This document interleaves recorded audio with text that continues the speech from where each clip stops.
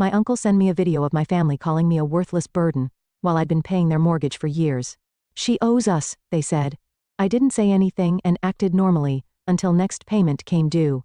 When my uncle sent me that video, I felt my whole world tilt on its axis. There they were, my parents and my brother Thomas, sitting around our old kitchen table in Phoenix, talking about me as if I was nothing more than a burden. The familiar Arizona sun streamed through the windows, casting a warm glow that felt like a mockery of the cold words being spoken. "Lindsay only helps because she owes us," my mother said, her voice dripping with contempt. "After everything we've done for her, paying the mortgage is the least she can do." My brother Thomas chimed in with a smirk. "Yeah. And she acts like she's doing us some huge favor. What a joke." The worst part was my father's quiet nod of agreement. The man who had once taught me to ride a bike and helped me with my math homework now sat there, allowing them to tear me down. The video was shaky, clearly taken without their knowledge, but their words came through crystal clear. I watched it 3 times, each viewing filling me with a strange mix of numbness and clarity. For the past 4 years, I'd been making substantial payments on their mortgage through my LLC, Divine Investments. They thought they were making payments to a bank, never bothering to read the fine print of the agreement my financial advisor had helped arrange. Every month, they made their small contribution while I covered the bulk of the payment, all while they complained about my minimal help. My Uncle Jason's message came right after. "You needed to see this, Lindsay. I couldn't stay quiet anymore. They've been talking like this for months." I sat in my home office staring at the spreadsheets detailing every payment I'd made. The numbers didn't lie. Over $200,000 invested in keeping them comfortable in that house. My hands should have been shaking with anger, but instead, they were steady as I pulled up the mortgage agreement. A small smile played at my lips as I remembered the purchase option clause my financial advisor had insisted on including. "Just in case," she'd said. Looking back, I wonder if she knew something like this might happen. The next payment was due in 2 weeks, and for the first time, I knew exactly what I needed to do. I picked up my phone and typed a simple message to my uncle. "Thank you for showing me the truth. Don't worry, I won't let them know you sent this. But things are about to change. I've always been the family's safety net, though they'd never admit it. 4 years ago when the housing market in Phoenix crashed, and they were on the verge of losing their home, I stepped in. I was 27 then, already successful in my career as a software development manager. The irony was that they never approved of my career choice. They wanted me to take over my father's struggling real estate business instead. "Software is no career for a woman," my mother would say. Her lips pursed in disapproval. "Your brother Thomas is the one with the real business sense." Yet Thomas, with all his business sense, had nearly bankrupted the family company within 2 years of taking over. When they needed help with the mortgage, I consulted my financial advisor, Kate. She suggested a creative solution. Create an LLC, buy the house through it, and let them think they're still dealing with a bank. That way you protect yourself legally while helping them. It seemed perfect at the time. I could help without dealing with their pride. The arrangement worked smoothly. Divine Investments LLC became their mortgage holder, and I supplemented their monthly payments without them knowing. They maintained their dignity, and I kept my family stable. My Uncle Jason was the only one who knew the truth, having overheard Kate and me discussing it at a family gathering. "You're too good to them, Lindsay," he'd said then. "They don't deserve your kindness." I defended them, of course. Their family. They might not understand my choices, but they've always given me a home. Now watching that video for the 4th time, I realized how wrong I'd been. Their words played on repeat in my mind. "She owes us. What a joke. The least she can do." Each phrase felt like a knife twisting deeper. I opened my laptop and logged into the LLC's account. The next mortgage payment was due on the 15th, just 2 weeks away. They'd never been late before, always transferring their portion like clockwork. But now, knowing how they really felt, I had no intention of covering the rest this time. Let them face the consequences of their ingratitude. Let them deal with the bank on their own. They had no idea that their daughter, the worthless burden, was actually their landlord. The thought brought a smile to my face. Sometimes karma needs a little push. The video wasn't the end of it. My Uncle Jason sent me more evidence the next day, screenshots of family group chat messages I'd been deliberately excluded from. They'd created it 6 months ago, appropriately named Family Finances. Each message felt like another betrayal, deeper than the last. "Lindsay thinks she's so special with her tech job," Thomas had written. "She barely helps with the mortgage while I'm here every day running Dad's business." My mother's response made my blood run cold. "We should ask her for more money. She's single with no kids. What else does she spend it on? After all we sacrificed to raise her, she can't even properly support her family." I pulled up my financial records, hands trembling slightly as I calculated the total. Over the past 4 years, I'd contributed $267,843 toward their mortgage through Divine Investments. While they'd only paid $52,157, they thought their $1,100 monthly payments to the bank were the bulk of the mortgage. They had no idea I was covering the additional $5,400 every month. My phone buzzed, a message from my mother. "Sweetie, could you come to dinner this Sunday? We need to discuss something important." I knew exactly what that something was. They were planning to ask for more money, probably with emotional manipulation and guilt-tripping as side dishes. The thought of sitting there pretending I didn't know what they really thought of me made my stomach turn. I called Kate, my financial advisor. "I need to know my options with the purchase agreement." "I had a feeling you might," she said, not sounding surprised at all. "Remember that clause we included? If they miss a payment, Divine Investments can exercise the purchase option immediately. The house would be yours outright, and they become month-to-month tenants." A plan started forming in my mind. And if they were late with rent, standard Arizona eviction laws would apply. "You'd be within your rights to give them notice." She paused. "Lindsay, are you sure you want to go this route?" I thought about years of condescension, of being the family ATM while they mocked me behind my back. I thought about Thomas running our father's business into the ground while they praised his business sense. I thought about every snide comment about my career, my life choices, my supposed obligations to them. "Yes," I replied, my voice steady. "I'm sure. But I won't tell them anything yet. Let them think everything's normal for now." I texted my mother back. "Of course, I'll come to dinner. Looking forward to it." The heart emoji felt ironic, but necessary. After all, they'd taught me well. Sometimes the best revenge requires a perfect poker face. The next mortgage payment was due in 13 days, and for the first time since this arrangement began, I wouldn't be there to catch them when they fell. Sunday dinner felt like an exercise in self-control. I arrived at their Phoenix home exactly at 6, the setting sun painting the desert landscape in shades of orange and purple. The house, my house technically, looked exactly as it had for the past 20 years. The familiar scent of my mother's lasagna wafted through the air, a calculated choice meant to remind me of happier times. "Lindsay, sweetheart." My mother rushed to hug me, her designer bracelet catching the light. I noticed it was new, probably purchased with money they should have put toward their mortgage payment due in 9 days. Thomas sat at the dining table looking smugger than usual in his pressed business casual attire. "Hey sis, good of you to make time for your family." I smiled, remembering his message about me barely helping. If he only knew that his entire lifestyle depended on my generosity. "I always have time for family," I replied, the irony thick in my throat. My father emerged from his study, his reading glasses perched on his nose. He was reviewing some papers that I glimpsed were bank statements. The sight nearly made me laugh. They were preparing their pitch carefully. "Before we eat," my mother began, setting down the lasagna, "we wanted to talk about something important." She glanced at my father, who nodded encouragingly. "Of course," I said, serving myself a portion. "What's on your mind?" Thomas cleared his throat. "Well, as you know, Dad's business has been facing some challenges. The real estate market isn't what it used to be." I took a bite of lasagna, chewing slowly. The business had been facing challenges ever since Thomas took over, despite the Phoenix market being stronger than ever. "We've been thinking," my mother continued, reaching for my hand across the table, "about how blessed we are to have such a successful daughter. Your father and I sacrificed so much to give you a good education." I watched her performance with newfound clarity, the gentle touch, the reminder of their sacrifices. It was also carefully choreographed. "The mortgage payment has become quite a burden," my father added, his voice carrying that particular tone of paternal authority he'd always used to make me feel small.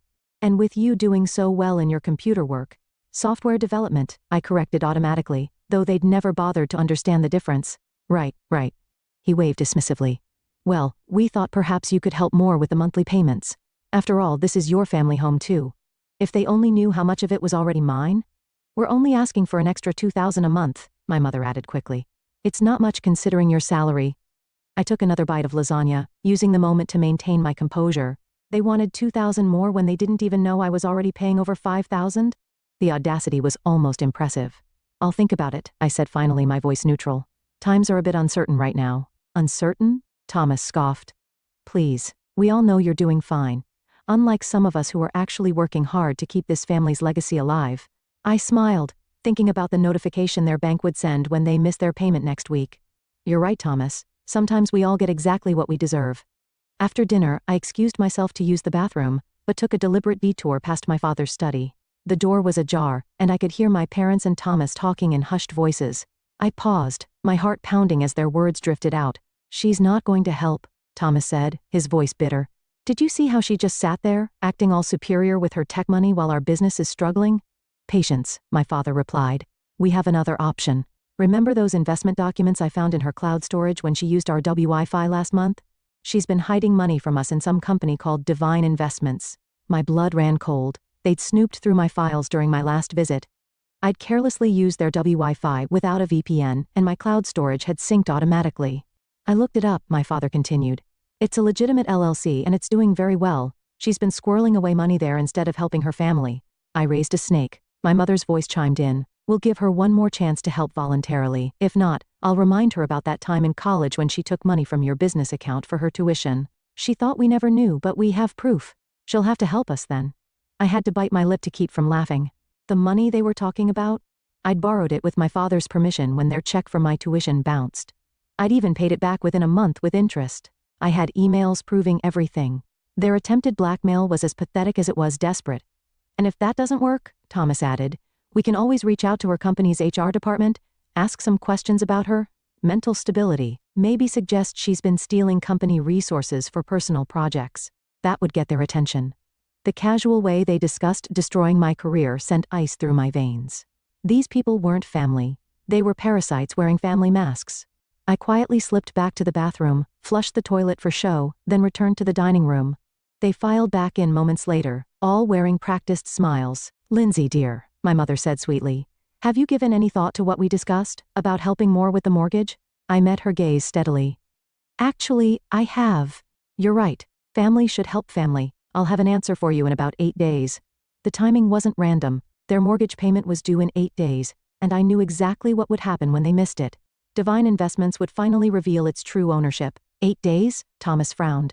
Why such a specific timeline? I stood up, gathering my purse.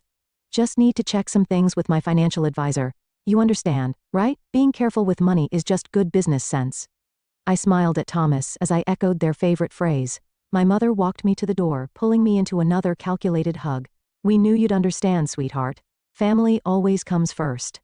Yes, I agreed, thinking of the eviction notice I'd already drafted. Family always gets exactly what they deserve. As I drove home, I called my Uncle Jason. You were right about them, I said when he answered.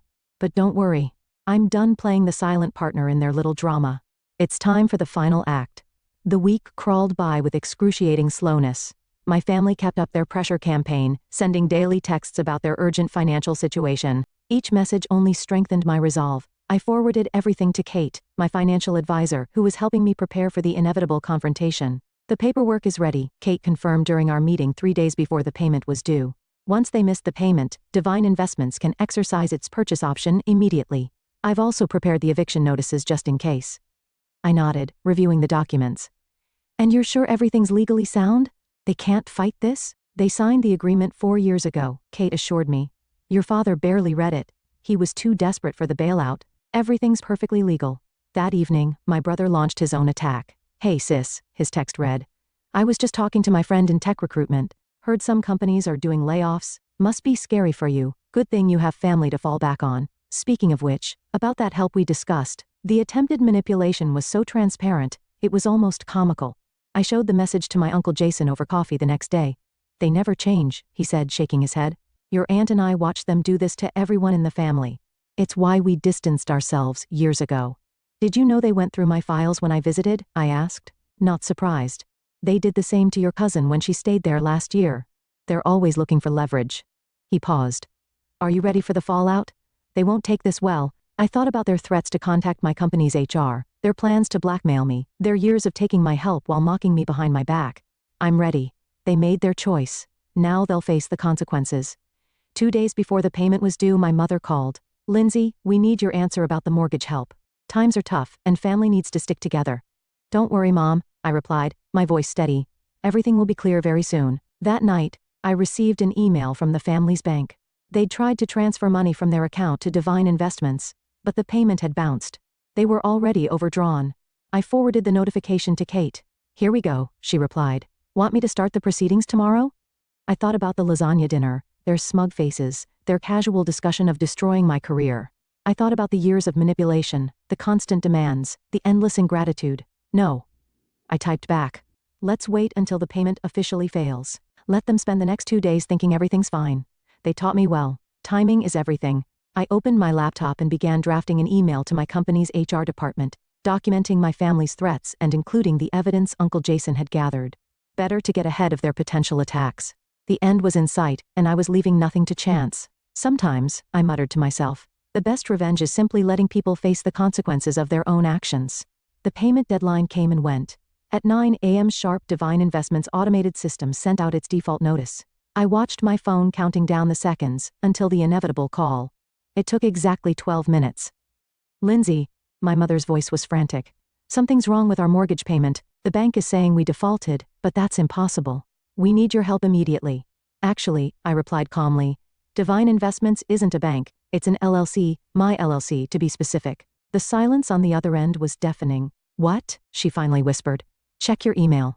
You'll find a notice explaining that due to your default, Divine Investments is exercising its purchase option. The house is now legally mine. Your status has been changed to month-to-month tenants. This is a joke, she stammered. No joke. I've been covering the majority of your mortgage for 4 years, while you all mocked me behind my back, called me a burden, plotted to blackmail me, threatened my career. How did you? Uncle Jason showed me the video. He showed me everything. Now about your tenancy. Your first rent payment is due in 30 days. I suggest you start looking for somewhere else to live. My father's voice suddenly broke in. They'd put me on speaker. You ungrateful. Careful, I cut him off. Is that any way to talk to your landlord? The eviction notice is ready. Don't make me serve it sooner than planned. I ended the call and blocked their numbers. Within minutes, my email began filling with messages from flying monkeys. Distant relatives and family friends telling me I was being cruel. That family should forgive family. I deleted them all without reading them. Some debts can't be paid with forgiveness. 3 months later, I stood in the empty house, my footsteps echoing through the vacant rooms. My family had finally moved out last week, forced to downsize to an apartment across town. They tried everything, threats, guilt trips, legal challenges, but in the end, the documents were ironclad. They had no choice but to accept reality. Thomas's attempt to contact my company's HR had backfired spectacularly.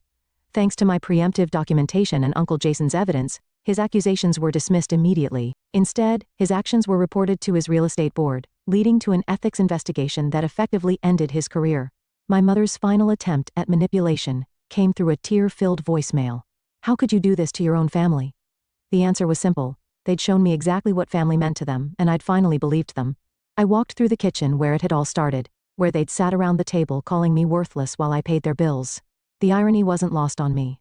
Uncle Jason and his wife were coming over later to help me prepare the house for sale. The proceeds would go to establishing a foundation for helping victims of financial abuse. Something good could come from this after all. My phone buzzed with a text from Kate. Just heard from their lawyer. They're finally signing the last papers. It's really over. I smiled, looking around at the empty house one last time. They'd taught me that family always comes first, but they'd never specified which family. I chose myself. And for the first time in years, that felt exactly right.